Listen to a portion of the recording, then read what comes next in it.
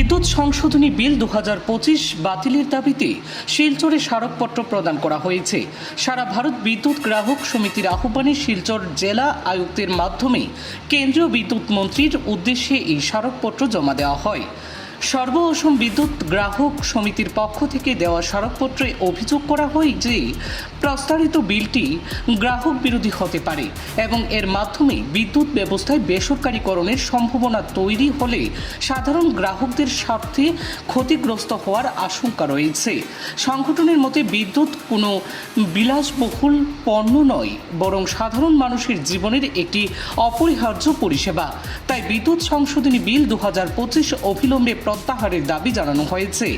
এদিন স্মারকপত্র প্রদানকালে সংগঠনের কাছাড় জেলা সমন্বয় কমিটির সদস্য দীপঙ্কর চন্দ্র, পরিতোষ ভট্টাচার্য, খাদিজা বেগম, লস্কর প্রশান্ত ভট্টাচার্য প্রমুখরা উপস্থিত ছিলেন। গভর্নমেন্টের প্রচুর পরিমাণে ইনকাম হয়, অথচ সার্ভিসের দিক দিয়ে যে বেনিফিটটা হওয়ার কথা সেই জায়গাটা থেকে আমরা সম্পূর্ণভাবে বঞ্চিত। এটা অমানবিক পরিস্থিতি তৈরি করা হইতেছে। আমরা পে করতে পারতেছি বা বাধ্য হইতেছি অনেক বেশি, কিন্তু সার্ভিস ইন রিটার্ন অত্যন্ত দুর্বল। এটা একটা ব্যাপার। আর তাছাড়া এটা ভারতবর্ষে 2023-তে যে কনজিউমার্স অ্যাক্ট হয়েছিল সম্পূর্ণ বিরোধী ব্যাপার।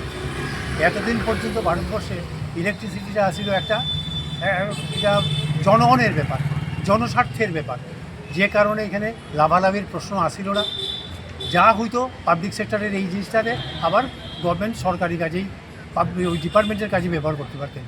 কিন্তু প্রাইভেটাইজেশনের পথে যদি যখন আমরা যাই বা যাওয়ার পথে উদ্যত হইতেছি, সেখানে লাভের ধন সব খাইব, কিন্তু প্রাইভেট কোম্পানিগুলো জনগণের আর কোনো সে থাকতো না। বরঞ্চ আমরা অসহায়ের মতো দেখব যে কীভাবে কারেন্টের মতো পকেট কাটা হইতেছে।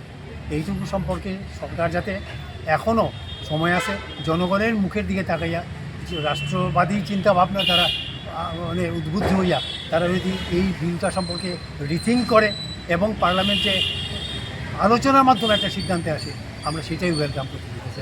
আজকে অল ইন্ডিয়াতে প্রটেস্ট করা হইতেছে। আমরাও শিলচরে কাছাড় ডিস্ট্রিক্টের তরফ থেকে একটা মেমোরেন্ডাম সাবমিট করেছি থ্রু ডিসি টু সিএম এবং আলটিমেটলি সেন্ট্রাল গভর্নমেন্ট।